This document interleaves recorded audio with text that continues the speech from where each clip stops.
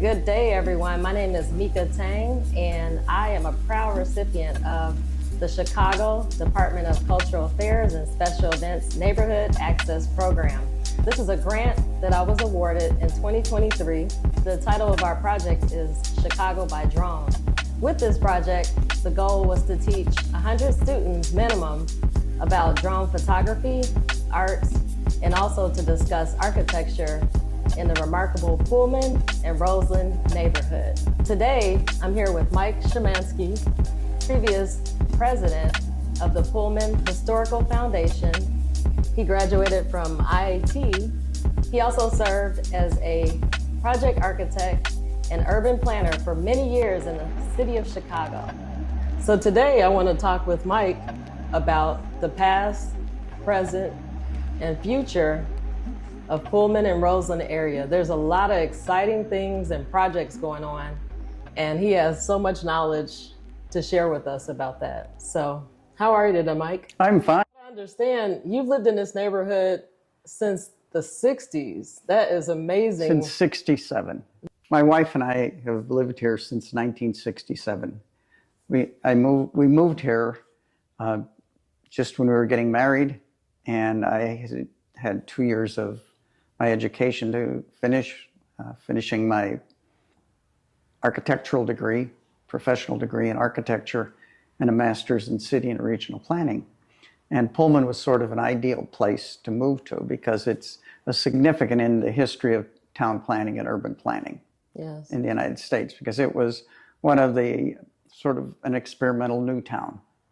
And it was built around the need of the Pullman Palace Car Company to create a new plant that was state-of-the-art, and also to attract the best talent associated with the design and production of Pullman cars, which was everything from sleeping cars to dining cars to freight cars to trolley cars. I mean, they produced a wide range of products. And the town was planned very well. It had a wide variety of housing, ranging from executive housing to small apartments to row houses. And the nice thing about it, the diversity of housing enabled people to move as their family composition changed. Plus, there were parks, schools, everything that you'd need for what is now called a 15-minute city. It still exist in the town. But the area has gone through a lot of dramatic changes over the past 50-some years. When we moved here, the Pullman Company was still employing many people. They were still producing cars. Sherwin-Williams had a large workforce. There were many jobs. Plus, there were all the steel mills were still functioning, and a certain level of prosperity. But what happened in the late 60s, early 70s is regional shopping centers emerged, which had impacted. So where Michigan Avenue in Roseland was it was one of the high-ranking shopping areas in the city, it started to lose the businesses to the regional shopping centers like River Oaks or Evergreen Plaza, and that contributed to a decline of the shopping area. Right. And then a few years later, what happened is that the steel mills closed and environmental restrictions came into existence. And in the 80s and 90s, the area lost, the broader area extending over into Indiana, lost between 20 and 30,000 primary jobs. Wow. And that has a dramatic impact on everything. It impacts the purchasing power that people have, and they don't have the money to support things. They don't have money to support some of the local institutions like churches.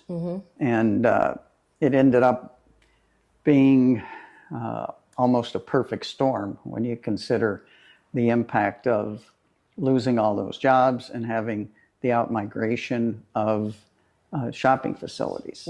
But it is coming back. I mean, there are a lot of dedicated people here. the development in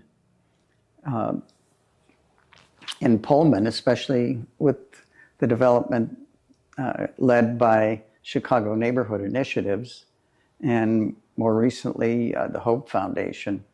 A lot of positive things are happening through the efforts of Alderman Beal working with Chicago Neighborhood Initiatives.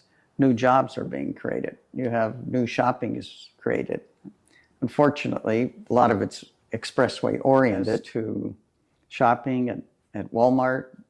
You have Gotham Greens, you have Method Soap, you have Amazon. All those have been developed recently, and they're all providing jobs. Is working on of developing housing and making the housing affordable, but also attracting people back to the community is significant. The designation of Pullman as a National Historical Park by an act of Congress, which is a big deal. I mean, to be part of the national park system and to attract visitors and tourism, I mean, we have many good stories to tell here. There's the stories about the development of passenger and rail travel and the products that Pullman produced and the services they provided. There's the stories of the urban planning and urban design associated with the community. Then there's the story about the early development of organized labor, and also the significant stories about A. Philip Randolph and the Brotherhood of Sleeping Car Porters that have occurred and the progress that has been made in the country and in the area. I was actually riding my bike around last week, and I noticed so much, there's so many homes being renovated in the Roseland area around Palmer Park. These beautiful homes, and I see so many people going in, renovation projects, and I think the Red Line Extension project is going to help as well. 5 years down the road, as far as, but it's all funded now. So it's just a question of it getting final design and the construction.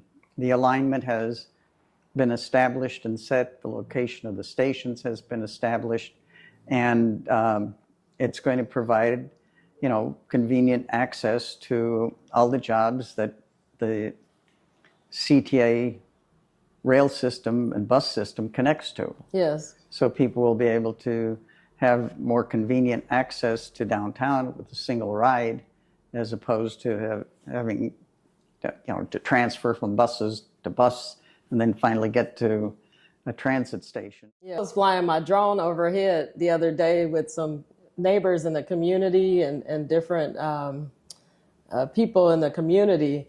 And it was just amazing to see all the different areas of opportunity for growth. So especially on Michigan Avenue, I hope that becomes a beautiful area where there's stores and shops, kind of like what you see downtown or on the north side. One of the things that you need two important things for that to happen.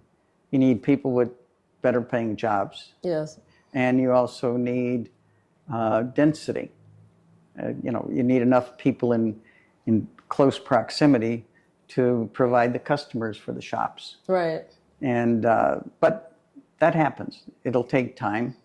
But you know, drones are pretty fantastic. I wish we had them 50 years ago. Yeah. When we were doing land use studies and developing, analyzing neighborhoods and then developing plans. I mean, with drones, you can zoom in on, get information very rapidly. You can review it, and it's dynamic, and it's relatively high resolution. Yes. And that is significant. And it also facilitates people in communicating with people in a community. It's a tool where they can see the broader area, because most people have a at-ground impression.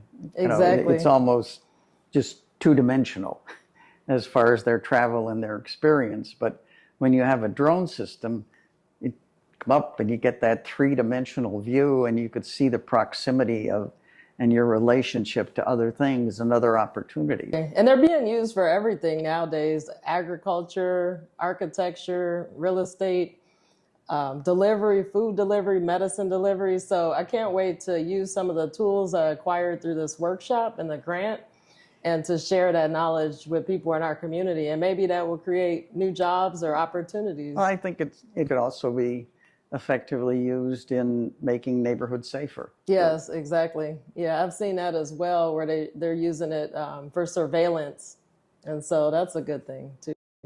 So with this, all the hard work and dedication that you and your colleagues have put in over the years, what would be your wish for this area?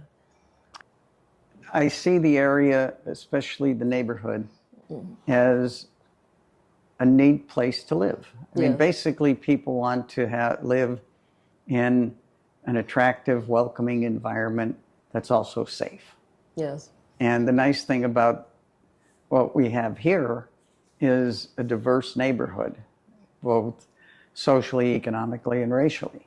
And the nice thing about that is that we have people that are in their 80s and 90s that were born here and still living here. Yes. And we also have new people. And we have people that have the financial ability to exercise choice as to where they live, and they prefer to live here. And then we have people that are just getting by on Social Security, and they're seniors. And so a good neighborhood is a diverse neighborhood that takes care of all the people that live there. Yeah. Thank you for your time today. If anyone is new to watching this video and hasn't visited the Pullman or Roseland area, please come by, explore the neighborhood. They have walking tours. Come see some of the beautiful architecture. And the other thing you can do is go on Pullman house tour. Yeah, they don't make them like this anymore.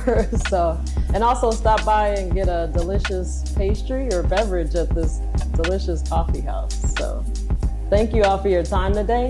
And thank you, Mike. I appreciate you.